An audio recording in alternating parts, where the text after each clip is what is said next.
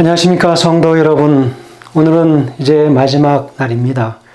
제7과의 마지막 더 깊은 연구를 위해 함께 말씀 나누시겠습니다. 말씀 나누기 전에 기도하고 하겠습니다. 하늘에 계신 아버지 하나님, 저희 한 주 동안의 귀한 말씀 허락해 주셨사오니 그 은혜를 감사합니다.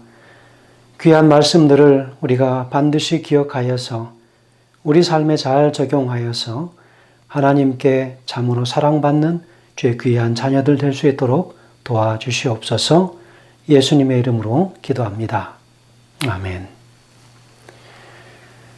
예, 우리는 한 주 동안 생명의 떡과 생수라고 하는 제목으로 하나님의 귀한 말씀을 가지고 우리 삶에서 하나님께서 어떻게 동행하시고 어떻게 우리의 삶에 개입하셔서 도우시는지를 말씀을 통해서 분명히 깨닫게 되었습니다.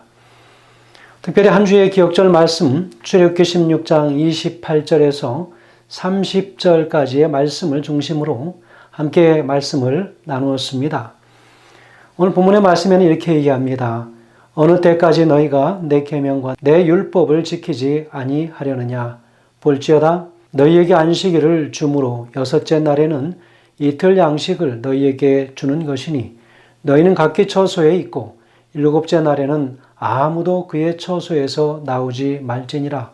그러므로 백성이 일곱째 날에 안식하니라 라고 말씀했습니다. 우리 일요일에는 쓴물이라고 하는 제목을 함께 다루었습니다.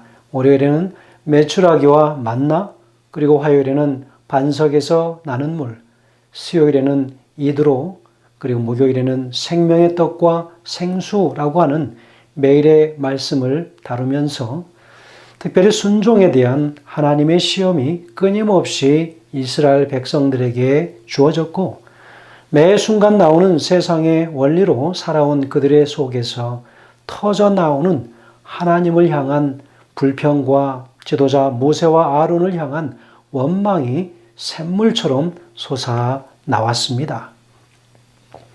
광야 길에서 물과 양식을 공급하셨던 예수님께서 바로 우리의 진정한 필요를 우리의 삶에서 채우신다고 하는 귀한 깨달음을 저희가 갖도록 하셨습니다. 그래서 우리의 삶에 어려움이 닥치면 백성들은 불신 속에서 원망했지만 주님은 여전히 돌보시고 우리를 향하여 주셨던 그 약속에 여전히 충실하신 주님이심을 우리로 믿도록 하십니다. 그래서 예수님께서 생명을 공급해 주시는 분이심을 신뢰하도록 하셨고 시험 속에서도 그분의 말씀과 인도하심에 순종하도록 가르쳐 주셨습니다. 우리는 특별히 이 한 주 동안의 공과를 통해서 우리의 모든 삶에서 하나님의 지도와 인도하심을 철저히 순종하며 따라가야 한다고 하는 사실과 400년 동안 애굽의 삶에 익숙해진 이스라엘 백성들이 하나님의 인도하심과 섭리를 하나님의 선지자 모세를 통해서 주시는 것을 배우고 삶에 적용하는 것에 아주 느린 모습을 보게 되었습니다. 성도 여러분, 이스라엘 백성들이 애굽에서의 400년의 삶은 짧은 세월이 아니었습니다. 그들의 인생이 4대째 애굽에서 머물렀고 그 위로 3대의 조상들이 거기서 다 죽었습니다. 수많은 사람들이 다 거기서 태어났고 지금 이 애굽에서 나오는 백성들은 다 애굽에서 태어난 사람들이었습니다. 어찌 그들의 삶이 쉽게 한순간에 변할 수 있겠습니까? 그 일에 관한 도전이지요. 여러분 평생을 우리가 이 땅에서 살면서 하늘의 방법과 하늘의 뜻에 맞는 삶을 살 때에 우리는 하늘에 가서도 잘 적응하게 될 것입니다. 그러나 오늘 우리의 삶이 이 땅에 너무 젖어들어서 사실은 말씀을 끊임없이 우리가 보고 배우고 듣고 하지만 쉽게 우리의 마음이 변해지지가 않습니다. 오늘 우리는 이 이스라엘 백성들의 그 심정이 사실 우리의 모든 삶을 그대로 대변하는 것이지요. 이스라엘 백성들을 향하여 가지셨던 하나님의 마음과 모세와 아론의 그 가르침은 오늘 우리를 향하여 주시는 가르침이시고 또 하나님께서 가지셨던 그 마음이 우리를 향하여 오늘 주시는 그 마음이라고 여겨집니다. 얼마나 우리가 쉽게 하나님을 불평하고 원망하고 하나님의 지도자를 원망하는 그 일이 얼마나 많습니까? 오늘 말씀을 통하여 수많은 깨달음을 얻게 됩니다. 오늘 우리가 하나님의 교회를 섬길 때 우리가 그런 심정으로 하나님의 교회를 섬기고 하나님의 보내신 지도자들을 그렇게 원망 없이 서로 사랑하며 아끼며 하나님의 교회를 돌보도록 해야 할 것입니다. 이스라엘 백성들의 앞길에 수많은 장애물과 도전이 기다리고 있었습니다.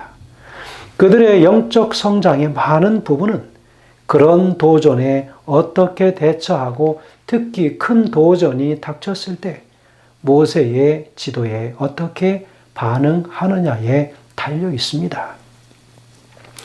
이스라엘 백성들은 약속의 땅을 향한 이스라엘의 여정은 험난했고 뜨거운 광야길에서 그들은 불평했습니다. 어려움이 닥칠 때면 그들은 여지없이 하나님의 인도하심을 잊어버리고 불평했지만 하나님은 그런 그들을 돌보시며 약속을 끝까지 지키셨습니다. 우리는 다른 어떤 것이 아니라 하나님의 말씀을 따라서 살며 그분의 주시는 생명을 우리가 공급받음으로 주님을 신뢰하는 우리의 매일의 그리스도인의 삶에 순종이라고 하는 덕목을 우리가 충실히 더하여 우리 하나님 앞에 그 순종을 드려야 하겠습니다.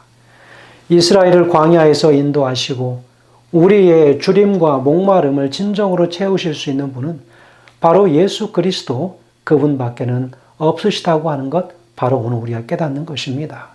세상에 주는 그 어떠한 타협과 또 인맥으로 인하여 사람을 통하여 또 나의 지식과 방법을 통하여 무엇을 해결하려고 할 때에 가장 먼저 우리가 머리를 숙이고 지혜를 구해야 할 분은 우리 하나님이시라고 하는 사실을 여러분 잊지 않게 되시길 간절히 소망합니다. 시대소망 385페이지에 이렇게 기록합니다. 만나를 주신 분께서는 그들 가운데 서 계셨다.